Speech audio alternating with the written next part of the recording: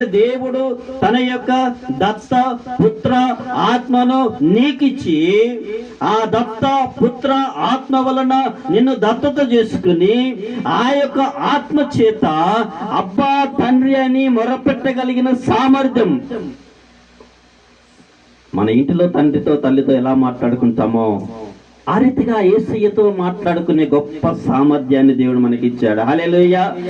దాని అర్థం ఏంటంటే, నువ్వు ఎప్పుడైతే అబ్బా తండ్రి అని యేసయ్య నామమున ప్రార్థన చేస్తావో, నీ తండ్రికి నువ్వు మొర్రపెట్టుతావో, నీ అవసరత దేవునికి తెలియచేస్తావో, ప్రియమైన దేవుని బిడ్డలారా, అపవిత్రాత్మలకు వణుకు పుడుతూ ఉంటుంది. హల్లెలూయా, హల్లెలూయా, హల్లెలూయా. పాడుకుంటారు కదా, పరిశుద్ధాత్ముడా శక్తి కుమారించు, పరిశుద్ధాత్ముడా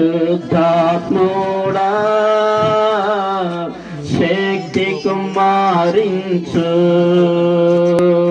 నీ శక్తి నాకు కావలసినదని ప్రభువా నేను ఎరుగుదువు, నీ శక్తి నాకు కావలసినదని ప్రభువా నీవు ఎరుగుదువు, పరిశుద్ధాత్ముడా శక్తి కుమారించు. హల్లెలూయా, దేవునికి స్తోత్రాలు. ఎందుకు ఆయన దత్తపుత్రాత్మలు మనకి ఇచ్చాడు అంటే, ఆ ఆత్మలో నువ్వు ప్రార్థన చేయాలి, ఆ ప్రార్థనలో నీ కుటుంబం ఎదగాలి, ఆ ప్రార్థనలో నీ కుటుంబం బలపడాలి, ఆ ప్రార్థనలో నీ కుటుంబము ప్రతి విధమైన ఓటమిని జయించడమే దేవుని చిత్తము. హల్లెలూయా. నువ్వు ఇంకా భయపడ దేవునికి చిత్తము కాదు, నువ్వు ఇంకా నీ సమస్యలకు భయపడ దేవుని చిత్తము కాదు, నువ్వు ఇంకా పిరికివారిగా ఉండడం దేవుని చిత్తము కాదు.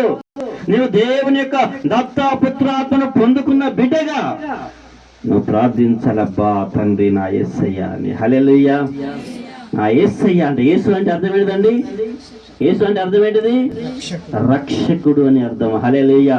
యేసు అని పిలుస్తున్నావు అంటే నా రక్షకుడా, నన్ను రక్షించువాడా అని. హల్లెలూయా. ప్రియమైన దేవుని బిడ్డలారా, యేసు నామాన్ని మనం ఎన్నిసార్లు ఉచ్చరిస్తే అంత రక్షణ దేవుడు మనకి ఇచ్చేవాడు ఏంటో ఉన్నాడు. దేవునికి స్తోత్రాలు. హల్లెలూయా. అయితే ప్రియమైన దేవుని బిడ్డలారా, ఈ రాత్రికాల సమయంలో మన ఇంటికి, మన కుటుంబానికి విశ్రాంతి అనేది ఎలా వస్తుందంటే, ప్రియమైన దేవుని బిడ్డలారా, దేవుడిని ఎలా ఆశీర్వదించాలనుకుంటున్నాడు అంటే, విశ్రాంతి అనే మాటలో ఉన్న దీవెనలు ఏంటి అంటే, ప్రియమైన దేవుని బిడ్డలారా, నీ ఇంటిలో క్షేమాన్ని ఆయన ఇవ్వాలనుకుంటూ ఉన్నాడు. హల్లెలూయా. నీ ఇంటిని క్షేమముగా కాపాడుకోవాలనుకుంటూ ఉన్నాడు. నీ ఇంటిని, నీ కుటుంబాన్ని ఆయన ఆరోగ్యవంతులుగా తీర్చిదిద్దాలనుకుంటూ ఉన్నాడు.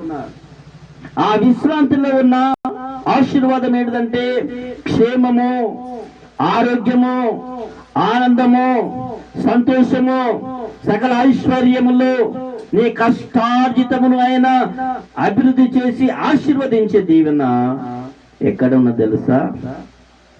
ఆయన మాటను వినుటలోనే. ప్రయాసపడి భారం వస్తున్న సమస్త జనులారా, ఏమన్నాడు అక్కడ? నా యొద్దకు రండి అన్నాడు. హల్లెలూయా. ఎక్కడ ఉన్నది ఆశీర్వాదం అంటే, ఆయన సన్నిధానంలో, ఆయన యొద్దకు వచ్చుటలో. దేవునికి స్తోత్రాలు. హల్లెలూయా, హల్లెలూయా. ప్రియమైన దేవుని బిడ్డలారా, చూడండి, మన చేతిలో బైబిల్ ఉంది. హల్లెలూయా. మన చేతిలో ఏమున్నదండి? బైబిల్ ఉన్నది. బైబిల్ మూత పెట్టి తల కింద పెట్టుకొని పండుకుంటే మంచిదా? బైబిల్ చదువుకుంటే మంచిదా? ఏం చేద్దాం చెప్పండి? నువ్వు ఎన్ని వేలు పెట్టి ఎంత ఖరీదైన చక్క గోల్డ్ కలర్లో మెరిసే బైబిల్ కొనుక్కున్నా, అది చదవకుంటే అందులో ఉన్న ఆశీర్వాదాలు మనం పొందుకోలేము. హల్లెలూయా, హల్లెలూయా. మనం కొనుక్కుని వేలు పెట్టి ఆ బైబిల్లో సెల్ఫ్లో పెట్టుకుంటే మంచిదా?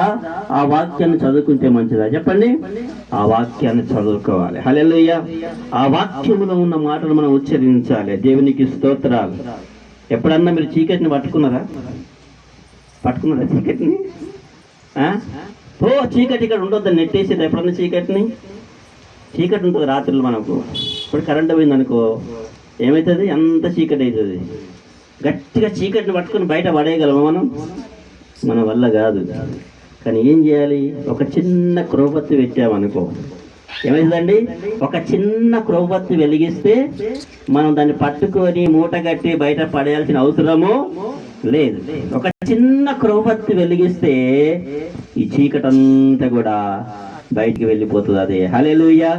మనం నెట్టి వేయవలసిన పని లేదు, మన మూట కట్టి పడేయాల్సిన అవసరత లేదు. ప్రేమల దమిలారా, సో ఇక్కడ నేను మీకు తెలియజేసేది ఏంటంటే, మన ఇంటిలోనే జ్ఞాపకం చేసుకురండి, మన కుటుంబంలోనే ఆయన అన్నాడు, నా నామమునిమిత్తము ఎక్కడ 2-3 కూడుకుని ఉంటారో వారి మధ్యలో నేను ఉంటాను అన్నాడు. ఒక కుటుంబంలో ఎంతమంది ఉంటారు? మ్యాక్సిమం మినిమం ఎంతమంది? భార్య భర్త. ఒకవేళ కొంతమందికి ఒకటే కుమారుని ఒకటే కుమార్తెని ఇస్తారు కావచ్చు, కనీసం 3 ఉంటారు ఇంట్లో. హల్లెలూయా. అందుకని 2-3 అన్నాడు దేవుడు. హల్లెలూయా. 2 అయితే కంపల్సరీ ఉంటారు. ఒకవేళ మించిపోతే 3 ఉంటారు. 3 కాకపోతే ఇంకా అధికంగా ఉండవచ్చు. సో ఇది అల్ప సంఖ్య. సో ఈ సంఖ్యలో కూడా వారి మధ్యలో నేను ఉంటానని దేవుడు వాగ్దానం చేశాడు. హల్లెలూయా. ఈ అల్ప సంఖ్య కూడా ఏం చేయాలంటే కూర్చొని దేవుని సన్నిధిని అనుభవించగలిగితే, హల్లెలూయా, దేవునికి ప్రార్థన చేయగలిగితే, దేవుని స్తుతించగలిగితే, దేవుని పాటలు పాడగలిగితే, సెల్ఫ్లో ఉన్న బైబిల్ ఓపెన్ చేసి చదవగలిగితే, ప్రియమైన దేవుని బిడ్డలారా, ఆ చిన్న క్యాండిల్ కూడా ఏ రీతిగా చీకటిని బయటికి వెళ్ళగొడుతుందో ఆ రీతిగా మన ఇంటిలో ఉన్న చీకటి, మన ఇంటిలో ఉన్న శత్రువు, మన ఇంటిలో ఉన్న కష్టాలు, మన ఇంటిలో ఉన్న అశాంతి, మన ఇంటిలో ఉన్న అసమాధానము అంతా కూడా ఏమైందంటే మెల్లగా బయటికి వెళుతూ ఉంది. హల్లెలూయా. చూడండి, ప్రాక్టికల్ గా చాలా కష్టం అనిపిస్తుంది. కొన్నిసార్లు చాలా దుఃఖంలో ఉంటాము, చాలా బాధలో ఉంటాము, ఎవ్వరు మన దగ్గర ఉండరు. అలాంటి సమయంలో ఉన్న మీరు 3 తల్లి 3 కావచ్చు, భార్య భర్తలు కావచ్చు, మోకరించి ఒక 10 నిమిషాలు ప్రార్థన చేసి చూడండి. నేను ఛాలెంజ్ చేసి చెప్తున్నా, మీ మనసు ఎంత శాంతిగా ఉంటుందో, మీ మనసు ఎంత ఉల్లాసంగా ఉంటుందో, మీకు కుటుంబంలో ఎంత నెమ్మదిని దేవుడు దయచేస్తాడో మీరు ఖచ్చితంగా ఎరిగి ఉంటారు. హల్లెలూయా. కాబట్టి ప్రియమైన దేవుని బిడ్డలారా, దయ్యాలకు తెలుసు ఆ పవిత్రాత్మకు నీవు ప్రార్థన చేస్తావని. హల్లెలూయా. నువ్వు ప్రార్థన చేస్తే అవి పారిపోతాయి. ఈ బిడ్డ యేసయ్య బిడ్డ, ఈ బిడ్డ మీద దేవుని దత్తపుత్రాత్మ శక్తి ఉన్నది. ఈ బిడ్డ మీద యేసయ్య నిలబడి ఉంటున్నాడు. ఈ బిడ్డ మీద దేవుని వాక్యం అనే శక్తి ఉన్నది. కాబట్టి ఆ బిడ్డ నేను తాకడానికి వీలు లేదని అపవాది ఆలోచన చేసుకుంటాడు. కాబట్టి ప్రియమైన దేవుని బిడ్డలారా, అపవాదికి ఉన్న భయం ఏంటంటే, యేసయ్య ఎదురుగా వచ్చాడంటే నాకు తీర్పు తప్పదని. హల్లెలూయా.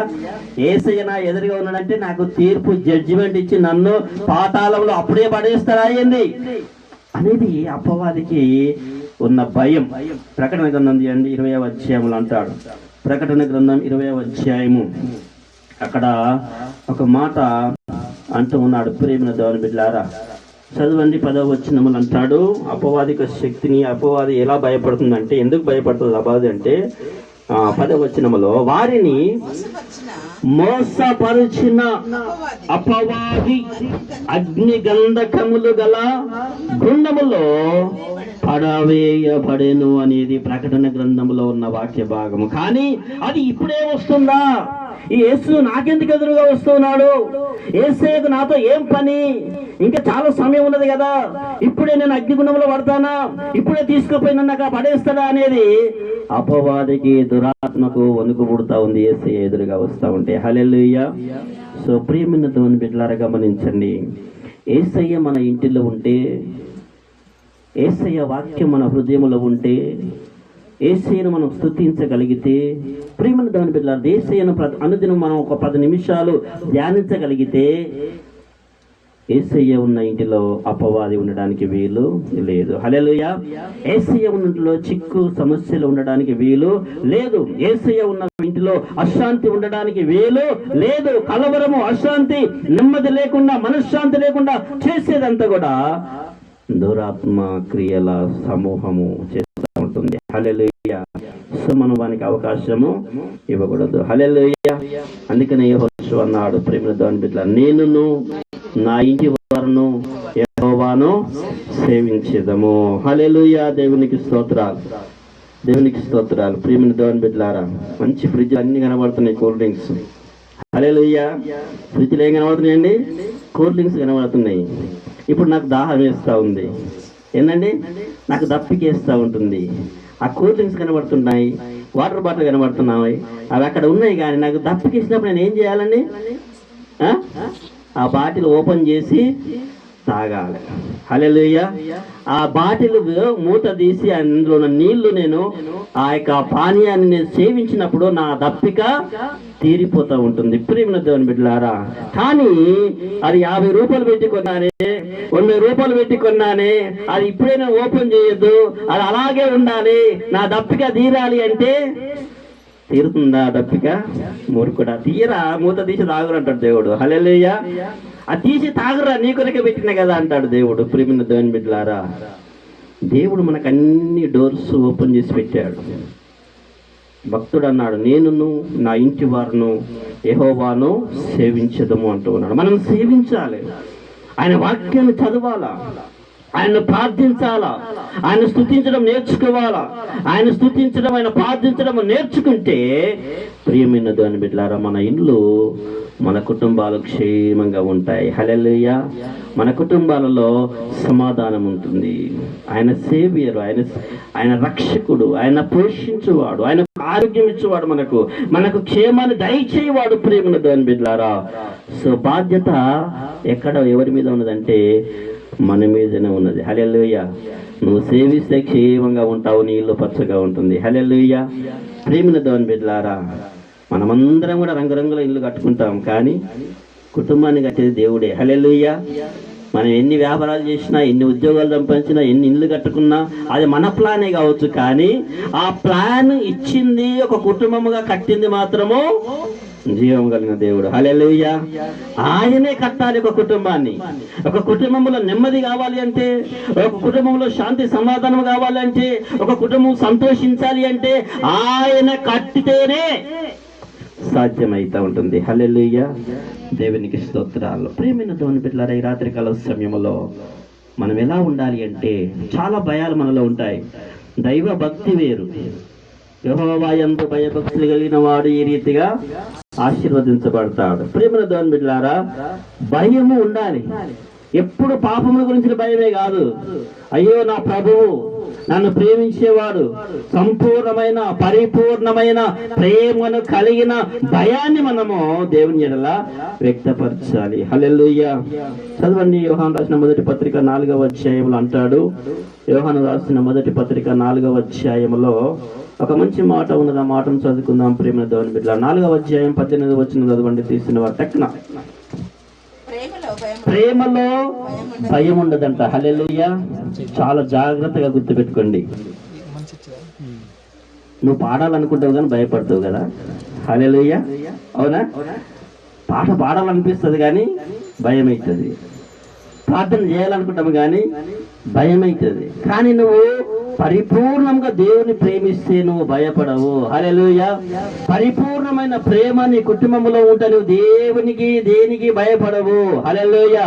పరిపూర్ణమైన ప్రేమ అది దేవుని ప్రేమించేదై ఉండాలి, మనుషులను కాదు. హల్లెలూయా. మనం ఎప్పుడైతే పరిపూర్ణంగా దేవుని ప్రేమిస్తూ ఉంటామో అందులో ఏ భయం ఉండదు. నువ్వు చక్కగా దేవుని స్తుతించుకుంటావు, నువ్వు చక్కగా దేవుని ఆరాధించుకుంటావు, నీ బిడ్డలను ఆ రీతిగా నువ్వు పోషించుకుంటావు. ప్రేమను దేవుని బిడ్డలారా, అందులోనే ఆశీర్వాదం ఉన్నది, అందులోనే క్షేమం అనే దీవెన ఉన్నది. తర్వాత ఏమన్నాడండి? ప్రేమలో భయం ఉండదు, అంతేకాదు పరిపూర్ణ ప్రేమ భయమును ఏం చేస్తుందంట? వెళ్ళగొట్టును అంటూ ఉన్నాడు. హల్లెలూయా. ఈ రాత్రికాల సమయంలో మీ హృదయంలో, మీ కుటుంబంలో ఉన్న భయం అంతా కూడా యేసు నామములో వెళ్ళగొట్టబడును గాక. ఆమేన్ చెప్పండి గట్టిగా. ఆమేన్, ఆమేన్. అంటే మీకు భయాలు ఉన్నాయి అన్నాడు. దేవునికి స్తోత్రాలు. హల్లెలూయా. ఏ భయమైనా యేసు నామములో వెళ్ళిపోతుంది. దేవునికి స్తోత్రాలు. హల్లెలూయా. భయపడుట సహజమే మనిషి, కానీ ఎప్పుడైతే క్రీస్తు ప్రేమలో మనం పరిపూర్ణంగా ఉంటామో, ఎప్పుడైతే క్రీస్తు